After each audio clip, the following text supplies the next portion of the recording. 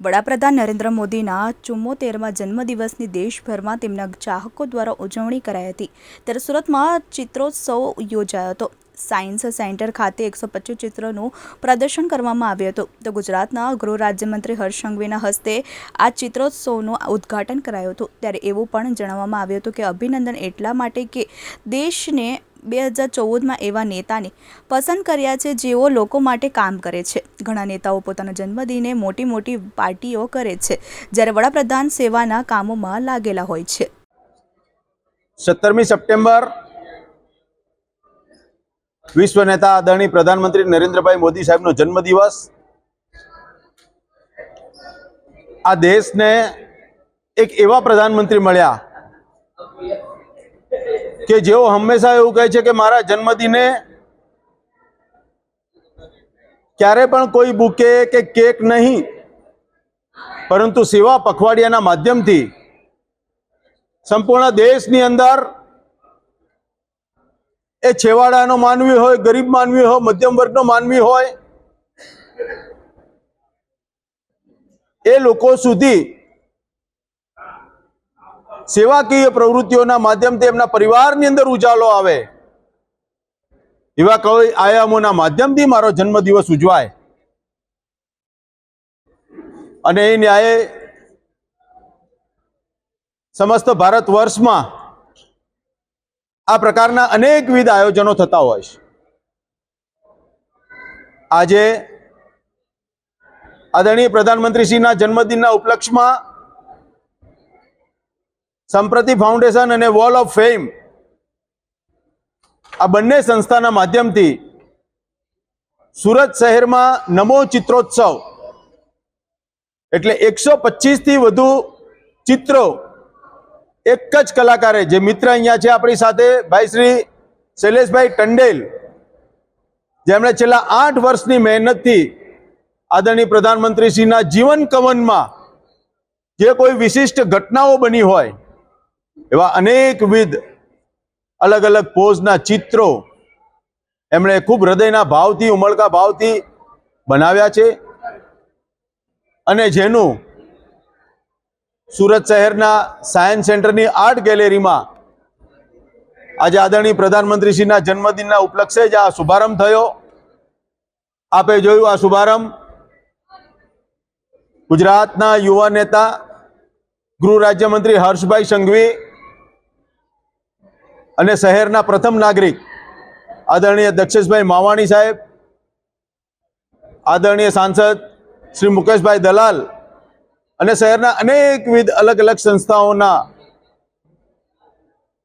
વરિષ્ઠ આગેવાનોની ઉપસ્થિતિમાં થયો છે।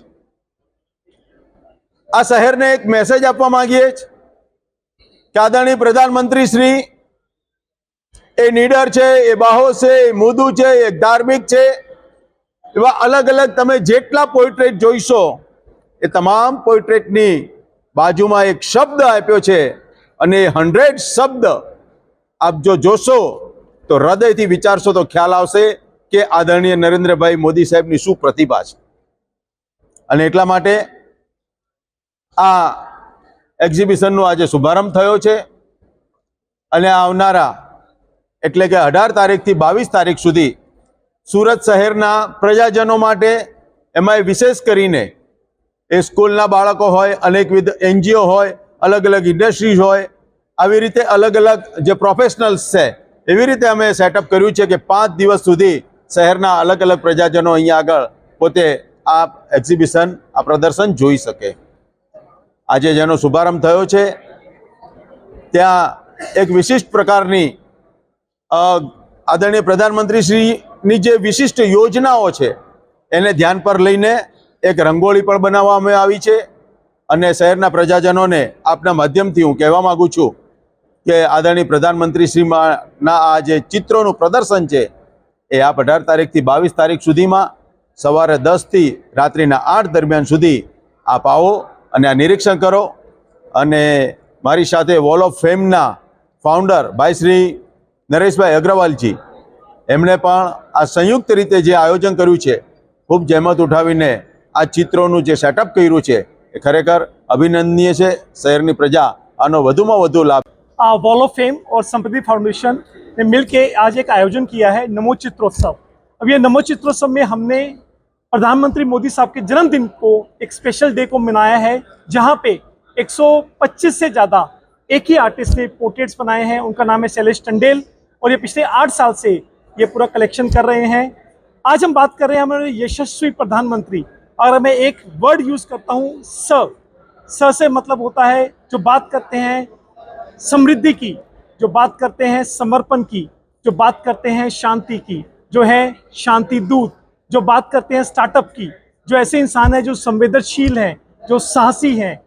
ये ऐसे व्यक्तित्व हैं जिनके लिए जितना बोले उतना कम है। तो हमारे आदरणीय प्रधानमंत्री जी का हमने 125 प्लस पोर्ट्रेट्स का आयोजन किया है और ये आयोजन पूरे हफ्ते भर चलने वाला है।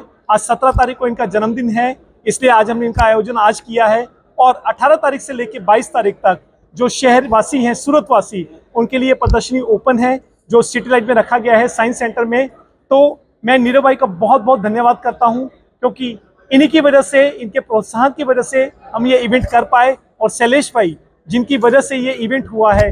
सो आप सबका बहुत बहुत आभार, बहुत बहुत धन्यवाद। और हम चाहेंगे कि हमारे जो यशस्वी प्रधानमंत्री हैं, जिनको हम गेम चेंजर बोलते हैं, द चेंज कैटलिस्ट बोलते हैं, वो युग युग जिए। वो एक युग पुरुष हैं, प्रधान सेवक हैं और उनको परम मित्र भी बोला जाता है। तो बहुत बहुत धन्यवाद, बहुत बहुत शुभकामनाएं हमारे प्रधानमंत्री जी को। थैंक यू, धन्यवाद।